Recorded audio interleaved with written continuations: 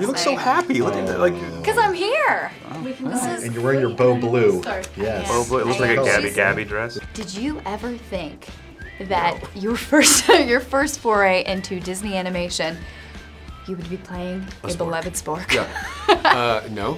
And I remember they asked if I would be interested in doing it, and I'm like, yeah. And they showed me his picture, and I was like, not what I was imagining. But then they just kind of told me his story and just how he sees everything new.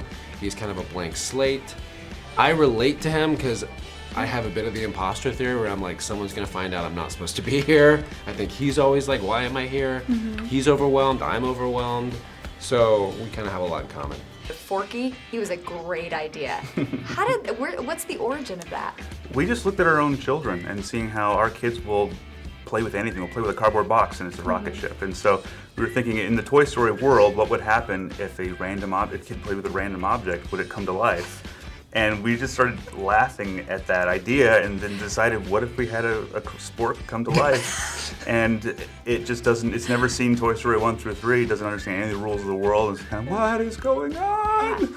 And we couldn't not do that. And then we cast Tony Hale and it was there. It was Yeah, he's really the newest character. He's the most different character in Toy Story 4. We've never seen this before. Woody hasn't seen this before. None of the characters Nobody have. The has. audience hasn't. Yeah. So we love Forky. You're by going to the be way, responsible for the thank decline you. of sporks. You're welcome. But it's also, you think about it, it's like, why aren't they popular? It's a spoon, Yeah. a fork, and one. It doesn't make any Right? sense. Yeah. It's like a unicorn, Yeah. kind of. Yeah. Yes. Yeah. It could be a I've Spork actually revolution. seen that. I mean, they are the unicorns of utensils. I mean, They are. I've never heard that before, but I think that's true. That was beautiful, what way you put that. I'm done. I'm out, guys. Yeah, That was that's- all I've got today. know. Your character is so funny. I think this is the funniest Toy Story movie out of all of them. Oh, that's nice. I laughed to the point where I was crying. Oh, good. You know, but I also genuinely cried in this. There's so many wonderful lessons. What is it about the story and the characters in this Toy Story that really lend themselves to opening hearts and minds of the Yeah. audiences? Great question. I guess the way I see it from my storyline is, you know, he's a he's a spork that's like, look, I'm made to help people eat chili, and then I go to the trash. Like, that's just how it works. The trash scene. Oh, The trash. That's all he wants. That's all the trash. And Woody comes along and he's like, no, you have a greater purpose than that. You have value. And I mean, if you think about it on a meta place of like anybody who thinks all they're made is for trash, or someone has told them that, no, you have value, you have worth, and it's like, oh my God, like I wouldn't tell that to anybody. I truly love the Toy Story films because every single one of them, there's a different lesson. There's a different heartfelt meaning shared through laughter and adventure. And this one's no different. You know, what is it about this story that really lends itself to opening hearts and minds to the audience members who are going to see it?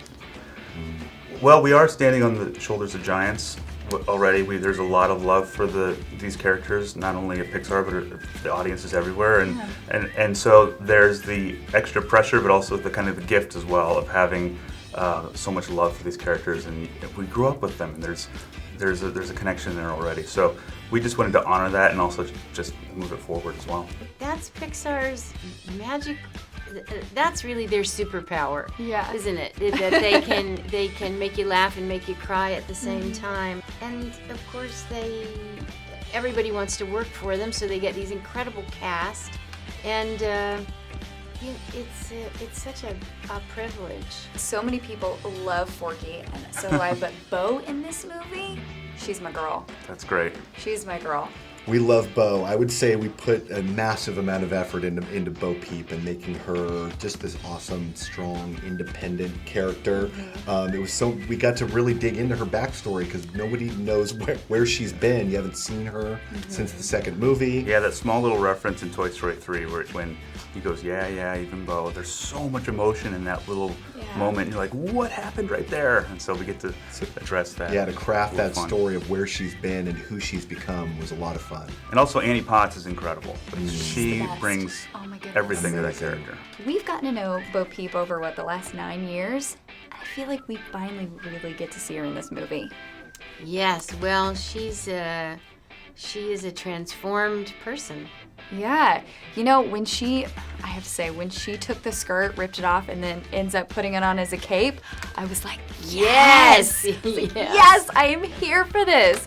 You know, what do you think this is going to do for young girls who are watching the story, who see a character like Bo Peep really take charge? Well, I think that, it's very empowering for young women, and I think that isn't that a wonderful message, at this time.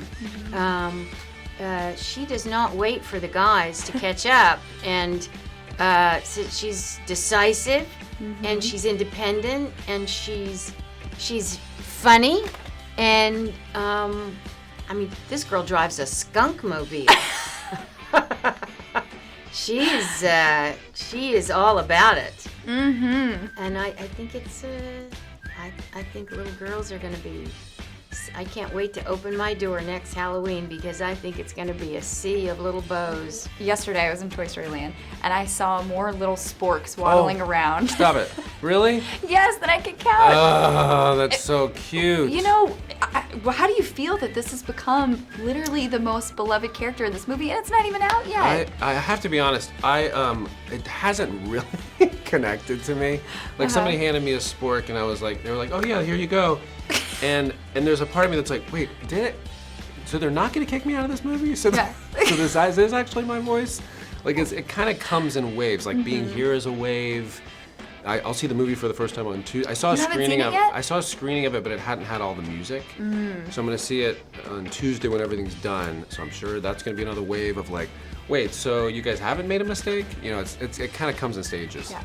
So since Bonnie makes Forky and truly loves it, is there a toy that you made when you were a kid? If there's a toy that I was made as a kid, I'm sure there was tons. I will say my favorite toy that I had was a Scooter from The Muppet Show. Okay. And I think it's because I related, for some reason. He was kind of nerdy, I was kind of nerdy.